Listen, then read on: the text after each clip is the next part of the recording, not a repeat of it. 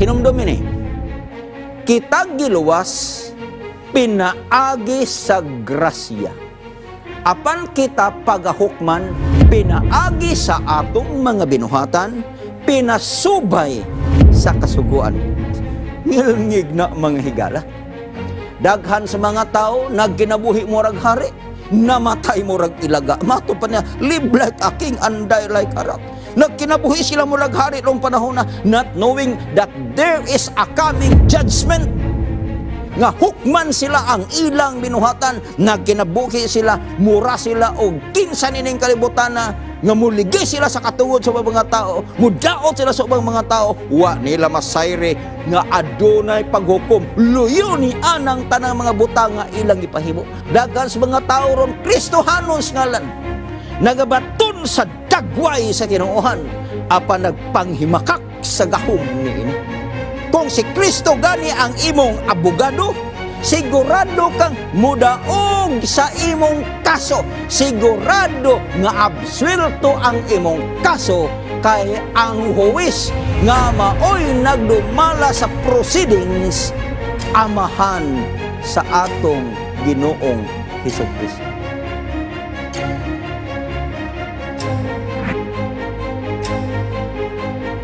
Kumusta kamong tanan mga suking tigpaminaw sa atong tulumanon? Naglaom ako nga naa mo sa kapiskay sa panlawas, unya may kalipay ni mga gutluas samtang makig-uban ikaw kanako sa atong tulumanon ang katapusang pasidaan. Niining atong pagpragtuon sa pulong, ako naglaom nga daghan kag makutlo nga mga pagtulunan nga makapadugang sa imong relasyon ngadto sa atong Dios nga makagagahom sa tanan. Magampo ta makigsunan pahiluna sa inyong kaugalingon. Amahan mo nga langit nun, nagduol minimo ning mga gutloa. Uban sa dakong kalipay nagpasalamat sa kusog og kinabuhi og smayng panlawas imong gihatag kanamo. Gikan sa una hangtod karon, amo ikaw giila nga banggiitang mananambal og nagsaad ka sa among kayuhan. Tungod din o Dios, isip imong magbubuhat. Ako nagahangyo nga pinaagi sa ngalan ni Jesus kinasariton. Kini silang dunay mga balatian karon nga nagsudong nagkuyog imturmanon. Pinaagi sa ngalan ni Jesus sa kinasariton, makabaton sila kayuhan, and they must be healed in Jesus' holy name. Salamat kay Ginoo sa pagtubag siyang pag-ampo amo ning gisalig ang tanan. Nga ang kaluwasan kaayuhan man na kani. Ug samtang kining tulumanon ang padayonon karon, samtang akong tigog magalupad sa kahanginan, salaan ni Ginoo pinaagi sa imong balaang espiritu. Aron ang katam-is sa pulong mao may mabati sa tanang damati og dili ang akong mga tawhanong pulong. Kay pinaagi lamang niyo no Dios. Mutuhop ang imong mga pulong sa kamatuoran, mahimong danag sa among dalang mangitngit, ug buhatod ka namo ngadto sa kahimayaan. Salamat o Dios sa pag-abli nimo sa among hunahuna, ug among kasing-kasing sa imong pulong karon. Amo ning gisalig ang tanan sa ngalan ni Jesus. Amen. Ang atong tun-an karon naguluhan sa adlaw nga hukman ang kalibutan. Ang una nga angay natong masayran, that the basic fundamental truth that every person must understand, ang ilang angay sabton ang paghukom. Judgment, this is a basic fundamental, and this is the truth that every person must understand. Okay. Duha ka klase ang paghukom nga gisgutan mga kaigsuonan sa atong pagtuon karon. Ang pre-advent judgment o ang judgment of execution. Kanusa man mahitabo ang pre-advent judgment bot ipasabot? Paghukom nga pagkahimuon sa Dios sa di pa siya mobalik ining kalibutan na. Iyang hukman ng mga tao gikan sa tanaman sa idin hangtod sa iyang pagbalik. Mga tao nga mga matay. Kung mamatay ang tao, diha dayon matakupan ang iyang kasaysayan sa kinabuhi, diha siya paghukman. Iandam sa panahon sa day of judgment, and that is the day of execution. Ug ang iya igsoong judgment, kinabuhi nga walay katapusan, dito siya padulong. Kung ang hukom bato kaniya kalaglagan, dito pod siya padulong. Mauni siya mga higala ang atong pagahisgutan karon sa adlaw nga hukman ang kalibutan. Unsa ang mga pulong sa Dios mahitungod sa umalabot nga paghukom? Ang teksto, agig tubag niini, makita nato sa Buhat Kapitulo 17, 30 o 31 nga nag-ingon, ang Dios wala lamang manumbaling sa panahon sa kaburong, apan karon siya nagsugo sa tanang mga tao, bisan diin sa paghinulsol. Panahon sa atong kaburong, panahon sa atong pagkadautan, wa lang ang Dios panumbaling ana, apan ang Dios nagsugo sa tanang tao, walay exempted. Tanang tao, iyang gisugo bisan diin sa paghinulsol. Ngano? Paminaw ang sunod. Kay siya nagkatudlo nag-usa ka adlaw kanus asubay sa katarungan, iyang pagahukman ang kalibutan pinagi sa katawo nga iyang gitudlo alang niini. Ngano?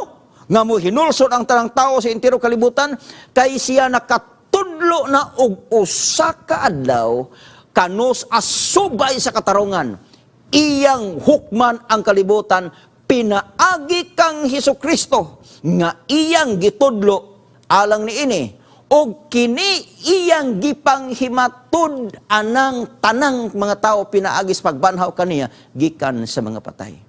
There is no other except Jesus Christ ang gitudlo sa Dios nga pinaagi ini pagahukman ang tanan subay sa gikatudlo na niini. Og iya nang ipamatud ani nga siya tungod kay gibanhaw man siya gikan sa mga patay. Punto numero 1 atong bantayan, nga aduna di ay paghukom nga moabotay sa tanang tao, ug ang tanang tao kinahanglan moatubang ni anang adlaw sa paghukom. Why usa nato nga exempted, walay usa nato ini nga makaiskapo ni ining adlaw sa paghukom. Din iplastar sa Dios ang tanan, ikaw ug ako mga tubang ni anang paghukom alang sa tanan. Unsa ang buhaton sa matag usa sa panahon sa paghukom? Niya na pod paghukuman. Unsay atong buhaton? Siguro kining paghukom ang kusog makarelate ini, ang dali makarelate kadtong nanrabaho sa korte, sa mga trial court, ang atong mga abogado, ang atong mga judges, o kadto nakasulay nag-atubang sa mga kaso nga gipasang at kanila. Apan unsay buhaton sa matag usa panahon sa paghukom?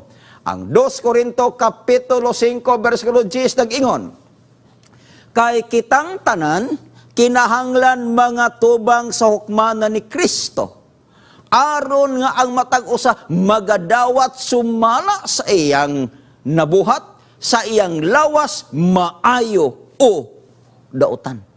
Hukman tanan. Kung nakabuhat kag maayo, hukman. Nagbuhat sa kag dautan, hukman. Ang kanindot lang, kung nagbuhat kag maayo, ang hukom alang kanimo, pabor alang nimo, alang sa imong kaayuhan. Apan kung nagbuhat kag kadautan, hukman sad ka. Kanang paghukom nga dili mo gusto, kay ikaw man mahibanlod sa kalaglagan. Maayo og dautan. Mga kaigsuonan ato ring hunduman nga sa matag buhat nga atong gihimo, maayo man og dautan, dunay katumbas niya ng tanan. Ang tumbas ana mga igsuon, mao ang sentensya, pabor o dili pabor nimo. Ingana mga kaigsuonan. Now, karon, unsa ang basihanan panahon sa paghukom? Naabaya ni basihanan. Dili lang kay pwede nga moatubang ka sa korte, moadto ka sa Supreme Court, trial court, ug asa man nga korte sa hukmanan, nga muatubang ka ug muhatag kag desisyon nga walay basihanan. Dunay basihanan ani panahon sa paghukom? Ang giingon sa balaang kasulatan. Santiago 2, versikulo 12 ug 13, kinahanglan managsulti ug managbuhat kamo ingon nga mga tao nga pagahukman ubos sa kasuguan sa kagawasan. Kakulba ba aron?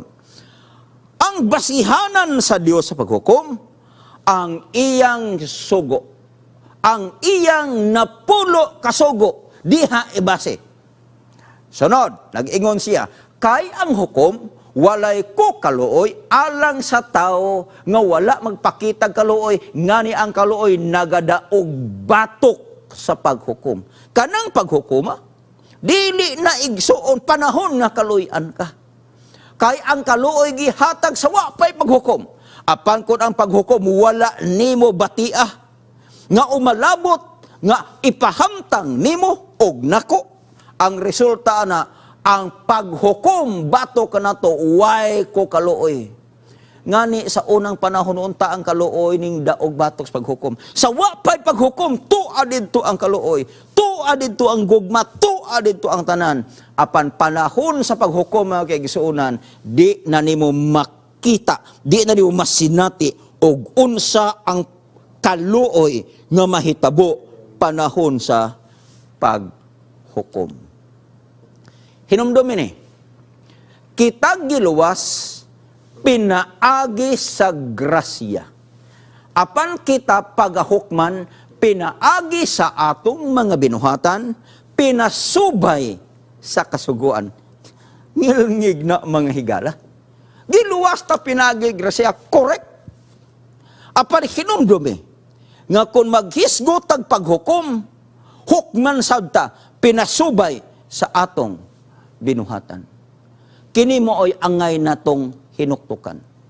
Daghan sa mga tao, nagkinabuhi mo rag hari, namatay mo rag ilaga. Mato pa niya, live like a king and die like a rat. Nagkinabuhi sila mo rag hari noong panahon na, not knowing that there is a coming judgment.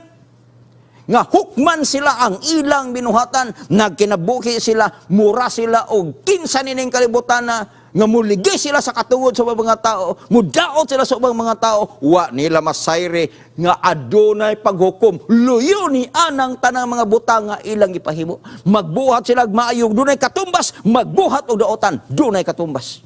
Kay bisan asa ka mo adto ning kinabuhi makikisunan, tanan may katumbas.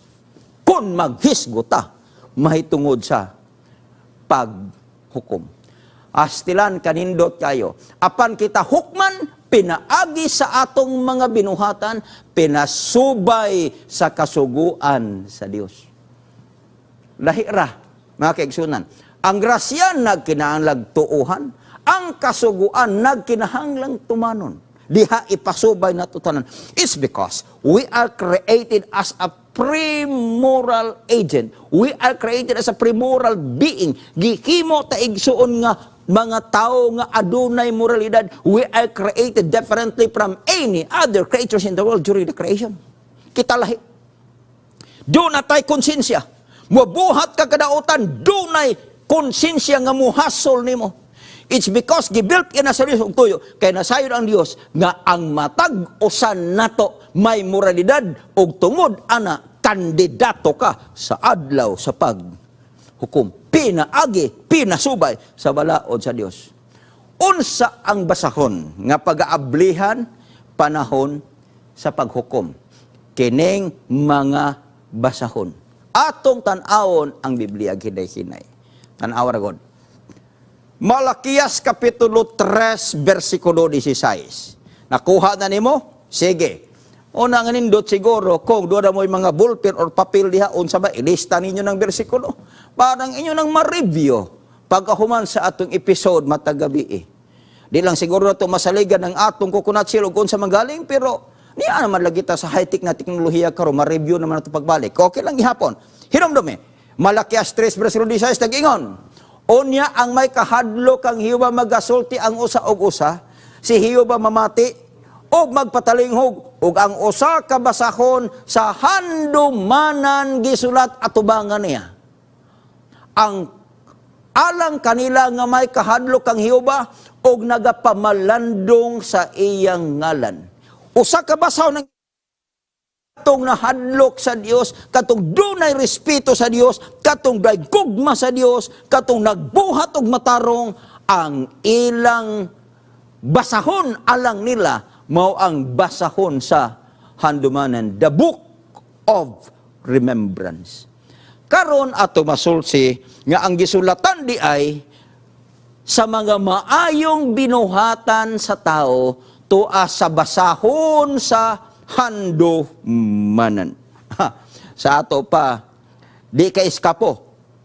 Walay mga buhat nimo nga maayo nga dili na maalinggatan sa Dios.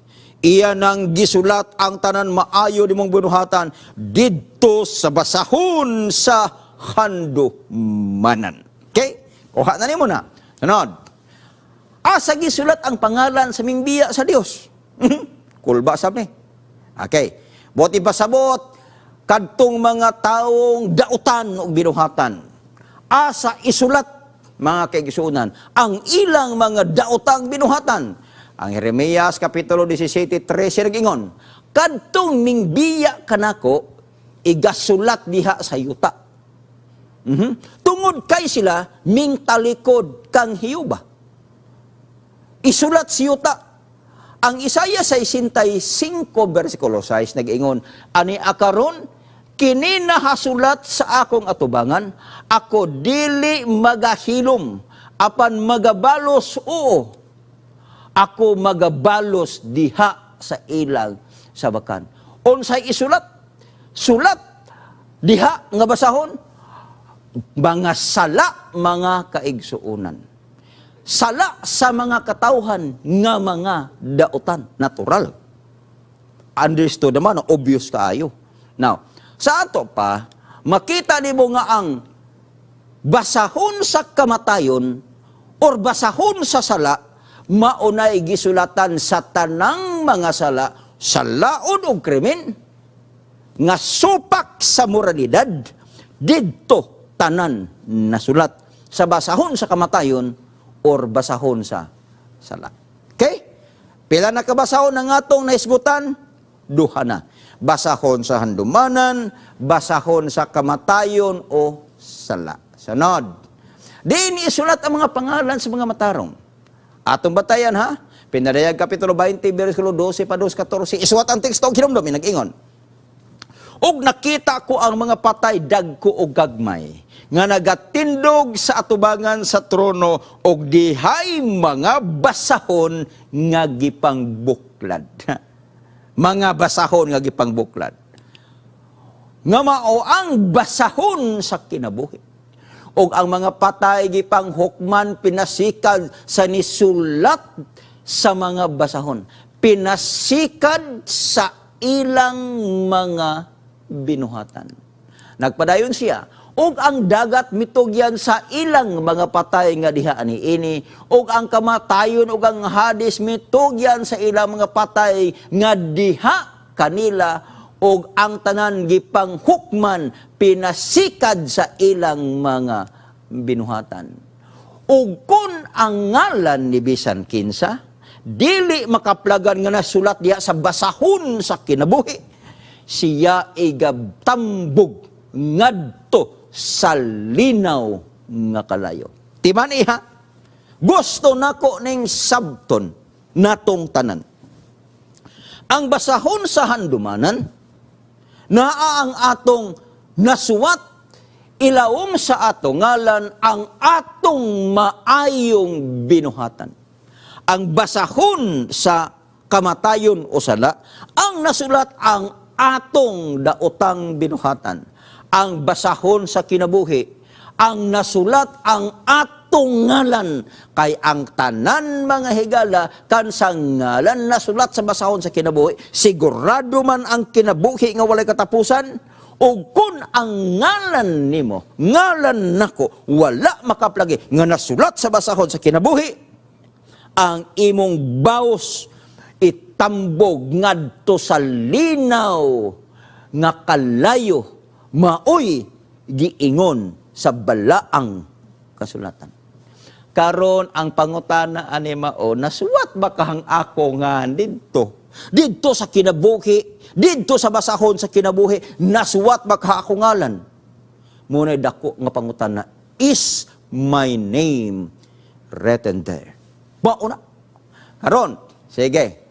Atong sumadahon gamay ning tulo ka basahon. Okay? Tulo ka mga basahon ang ablihan panahon sa paghukom. Numero 1, basahon sa handumanan, nasulat ang maayong binuhatan. Nindota na.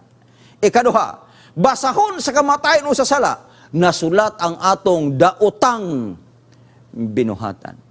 Ikatulo, basahon sa kinabuhi, nasulat didto ang mga ngalan sa mga maluwas. Kini igsuon.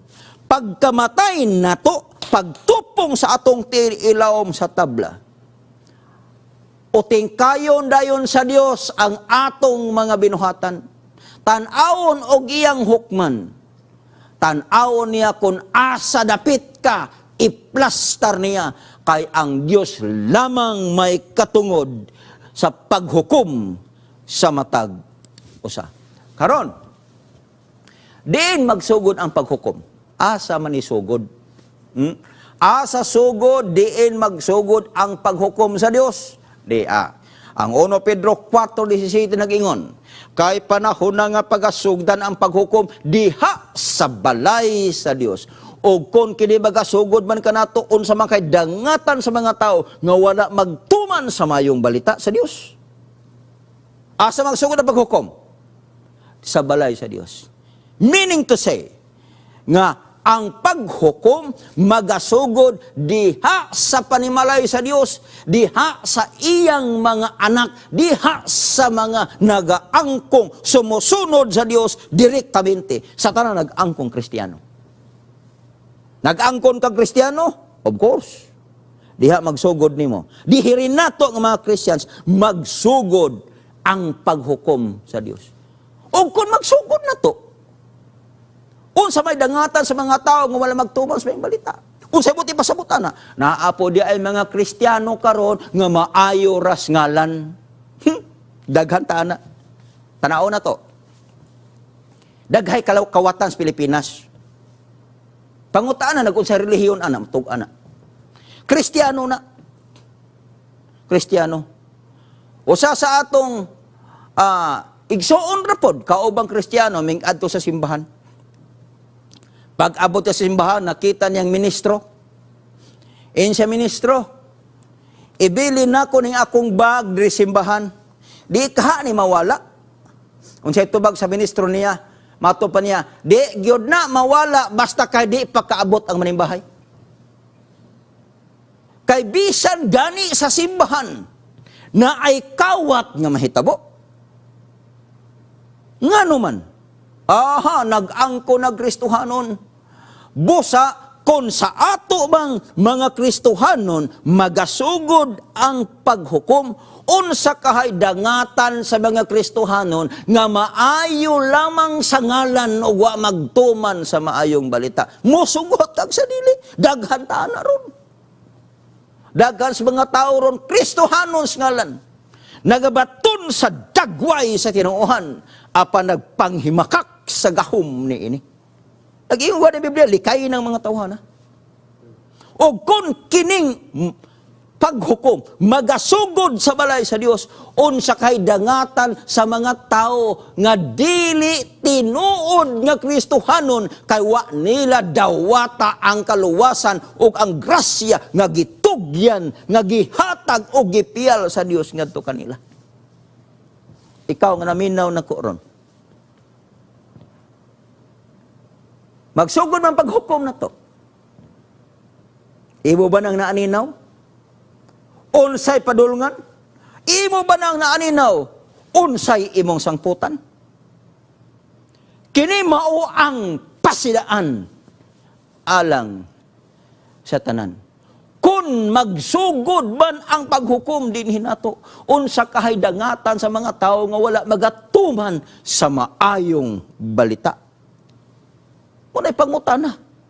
Karon, Kinsa man ang ato manglalaban at atong tigpanalipod panahon sa paghukom. Aton ibantayan ha. Tigpanalipod. Maghisgot tag hukom, hukmanan, maghisgot ta aning kaso, murag suwito na magintana.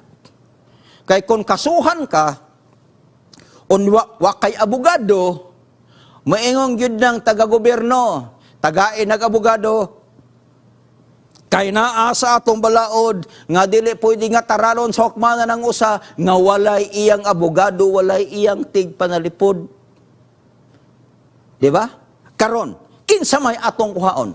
Ang 1 Juan 2:1 nag-ingon. Tanaw ha paminaw. Minahal kong mga anak, nagsulat ako kaninyo ni ining mga butanga, aron kamo dili magpakasala. Gisuwatan ni Apostol Juan. Gipasabot ta nila, gisulatan ta niya unsay maayong himuon. Gitugon ta, gitudluan tag unsay maayong himuon, aron dili makasala. Lagi kay dangog man ang kalibutan matud pa. Apan, kung may makasala man gayud, kita adunay manglalaban nga mga tubang sa amahan, si Jesucristo ang matarong. Hayahay, nindot kayo. Abogado, walay problema. Dadon ka sa paghukom, tararon ka sa paghukom, walay problema. Basta kay, do na kay manglalaban, do na kay advocate, do na kay abogado. O ang gitanyag sa bersikulo, ang gitanyag sa ato, ang giintroduce sa ato nga abogado, nga mga bugar sa atong kaso, panahon sa dulas paghukom, si Jesucristo ang matarong. Now, karon, tanawan niya, aron masiguro ang kadaugan sa imong kaso sa hukmanan sa langit, hangyo si Kristo nga maoy imong abogado kay ang huwes iyang amahan. Di ba doon ay assurance? Klaro kayo? Kung si Kristo gani ang imong abogado, sigurado kang mudaog sa imong kaso. Sigurado nga absuelto ang imong kaso kay ang huwis nga maoy nagdumala sa proceedings amahan sa atong Ginoong Hesukristo. Awara, mga igsuon dunay mga tao ron. Nga bisan pagboboluntaryo si Kristo sa ilang kinabuhi, ako'y mga bugar nimo. Isalikway pag yun intawon sila. Kay naapay mga tos nga numero 1, numero 2, numero 3, numero 5 nga ilang gisaligan, nga ilang tawgon, nga gitawag nila og ilang mediatrix. Tig pataliwala. Wa man gyud mag-introduce ang balaang kasulatan ana nila kung kinsa na sila igsuon nga may laki inyong gihunahuna nga mga bugar sa imong kaso panahon sa paghukom. Wa gyud usara gyud ka abogado ang gi-introduce sa balaang kasulatan, and that lawyer and that advocate and our mediator is Jesus Christ. Open and close parenthesis, alone. Siya ra gyud wa nilain. Imo nang batayan. Mao na nga basig matintal ka. Basig naapon na sa imong pagtuo ug naapon na sa imong pagtulunaan nga naghuna-huna ka. Nga kani mga santusa nga panghisgutan nimo sa unang panahon nga gi-introduce sa inyo mga higala og pangulo sa iyong tinuuhan nga mao himuon nimo tig panalipod sa imong kaso aron maabsuelto ka. Excuse me, di gina magsilbi. Siguradong pilde. Kay wa pa ko kadungog, ug wa pag-isay sa isa balaang kasulatan nga kung mukuha kag mga tao nga mga santos nga imong gihunahuna nga mga ayong laki nga panahon sa hukmanan sa langit, mudaog ka, wa pa. Usara. Hesukristo ang matarong, siguradong absuelto ka sa imong kaso. Bisan pag hinabihan ka kadautan nga tao ining kalibutan nga kung panahon sa paghukom kung atong tanawon, sigurado kang pilde. Apan kung si Kristo gani mo imong abogado, bisan pa og takilid ka sa imong kaso, sintinsihanan ka og reclusion perpetua, o kung life sentence ka, prisuhonon, bilangguonon, o ang katapusan ana, dawato nimo ang death penalty. Apan ako kang inon, kung si Kristo gani imong kuhaong abogado para sa paghukom, sigurado absuelto ka sa imong kaso, daog ka sigurado. Tistiguha. Anang giingon nimo nga mga santos sa mga laki nga mga tao. Hala, sige. Paano sa paghukom? Dili ba kay magmahay ka? Kay kining abogado nga ako ang gi-introduce kanimo nga gikan sa balaang kasulatan, rated ni siya nga wa pay pildi gikan ka ni adto hangtod karon. Sigurado nga absuelto ang imong kaso kung si Hesukristo maoy imong abogado. Nindot na. Naglaom ko nasabtan niyo ko nimo anak ba. Now, karon, unsa ang basihanan sa paghukom? Na may basihanan. O tanawon ha? Asa ibase? Niya, Ecclesiastes 12:13-14. Nag-ingon, kini mao ang katapusan sa butang, ang tanan na dungog na. Kahadloki ang Dios og bantay ang iyang mga sugo kay kini maong tibuok katungdanan sa tao. 14 nag-ingon, kay pagadadon sa Dios sa paghukom uban sa tagsa katinago nga butang bisan maayo o kon bisan dautan. Dadon sa paghukom, imong binuhatan, tinago, nadayag, maayo, o dautan, kana silang tanan, daduna ang ngadto sa paghukom. Mga kaigsuonan, para masabtan pagyud og dugang og unsa ni ay usa ka sinulat nga akong ihatag ninyo para mas mutin aw pagyud sa ani nga paagi. Nag-ingon, sin that have not repented of and forsaken will not be pardoned and blotted out of the books of record, but will stand to witness against the sinner in the day of God. He may have committed his evil deeds in the light of the day or in the darkness of the night.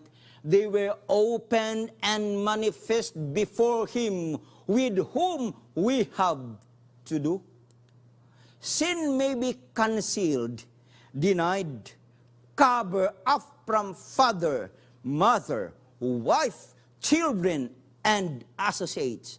But it is laid before the intelligence of heaven. The darkness of the darkest night, the secrecy of all deceptive arts, is not sufficient to veil one thought from the knowledge of the eternal God. God has an exact record of every unjust account and every unfair dealings. Why mataguan? Imo ba nang taguan ang imong binuhatan nga dautan, ilalom sa kangit-ngit sa kagab-ihon, o kung makita man sa dayag, ilawom sa sikat sa adlaw, o kung sa kangit-ngit ba nimo himuon, o sa kahayag ba nimo na himuon o mapadayag, kana silang tanan pag-aablihan sa imong atubangan panahon sa paghukom, kay ang Dios adunay listahan, nakita sa Dios ang tanan, recorded ang tanan, aron iandam na panahon sa paghukom. God has an exact record of every unjust account and every unfair dealings. Stilan, kamong mga bana nga magsigi og iring-iring sa ilang mga asawa. Sige, mga asawa pod, nga grabe pod makailad sa ilang mga bana. Labi nagmalagyo, dunay laing babae ang bana, ang asawa po, di po magpaalkansi do na po'y laing lalaki.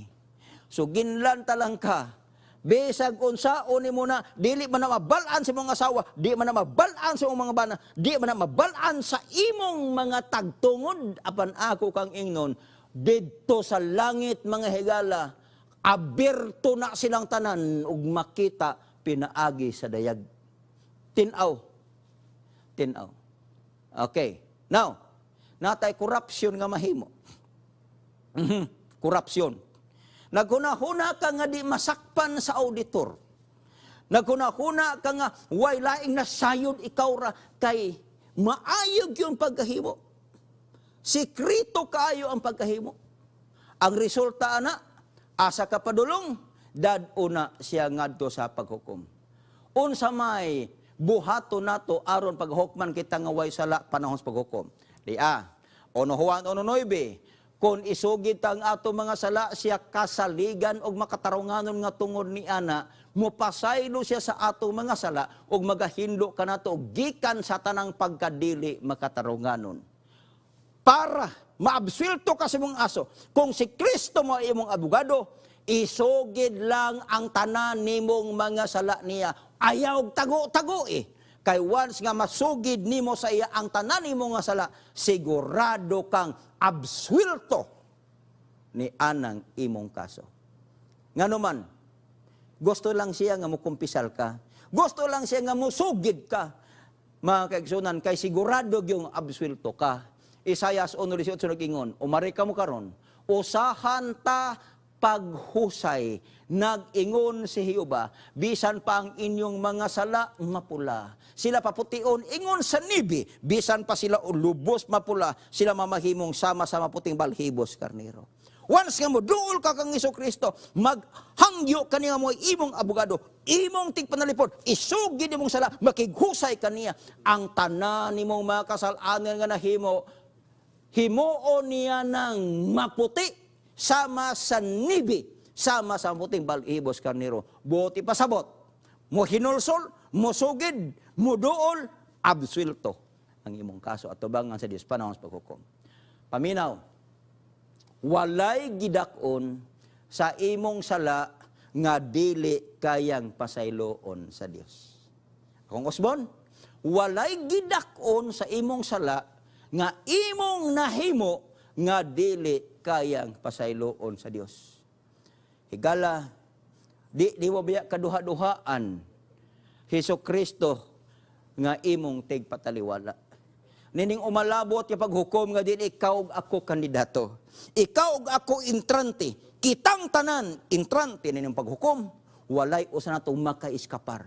Para lang maabsuelto ka sa imong kaso, aron nga ikaw masiguro mo daog sa kaso sa hukmanan sa langit, akong balikon. Palihog lang, I am introducing to you the greatest lawyer ever told, and that is Jesus Christ. Siya mo imong abogado, mga kaigsunan. Bisan pag makasasala kang hilabihan, kaya kaniyang ipaglaban, kaya kaniyang panalipdan sa iyang amahan. O pasaligon ko ikaw, 105, 120%, unsa nga porsyento. Sigurado kang mudaog sa imong kaso. Kay nga naman, ang amahan ni Jesucristo, maoy huwis, og mayon siya amahan ko. Ang akong dugo, supisyente na alang sa kapasayloan sa akong kliyente.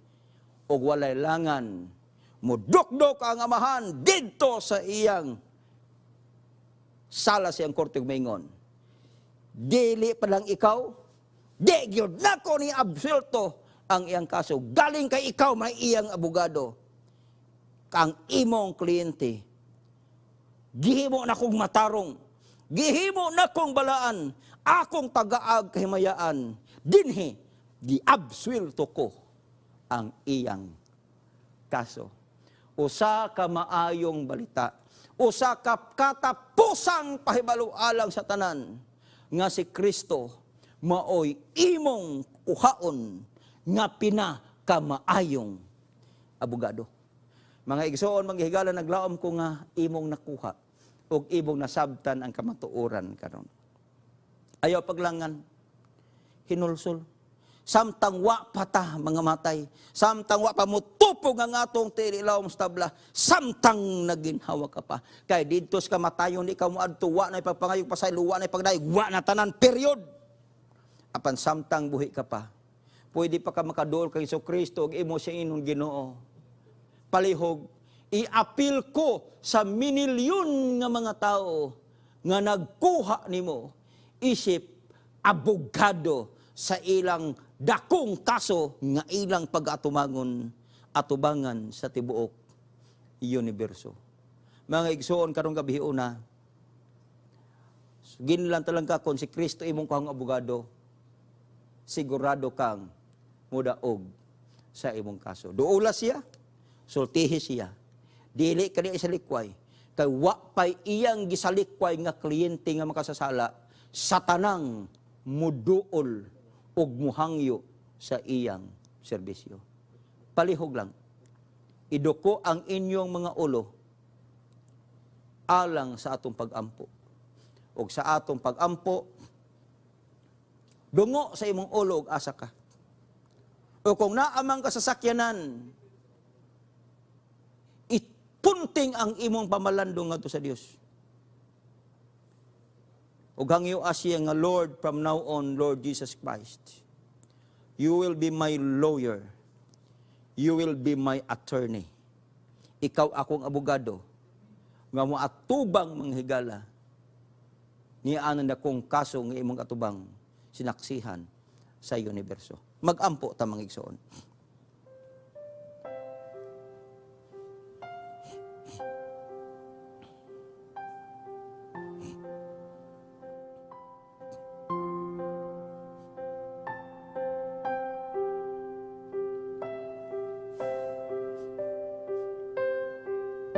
Dios na mo gamhanan og langit nun. Nagdool minimo karon. Kaming tanan mga tubang ni anang hukmanan o kanang hukmanana didto makitang among tanang binuhatan. Ginoo, walay usan namong matarong.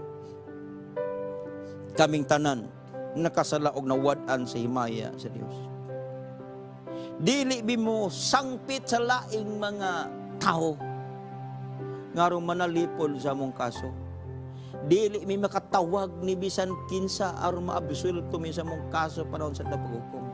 Kay wa na gyud laing tigpataliwala, wa na gyud laing abogado nga among kasaligan ug masangpit ka nakasabot sa among pagkatawhanon. Ang among advocate, among lawyer nga si Jesus Christ. Nintak na Ginoo, naglaom kung ang tanang mga tao sa kalibutan nga nakadungog din katapusang kasidaan. Ila kang dapiton nga maoy ilang abogado tigpataliwala ning dako kayong kaso sa tibok universo. Salamat Diyos pagtubag sa mga pag-ampo amo ning gisalig ang tanan. Pinagi sa ngalan ni Jesus nga mong Dios mangluluwas. Amen. Good luck, good health, and God bless you. Kita ta sunod gabi ang Diyos panalangin atong tanan.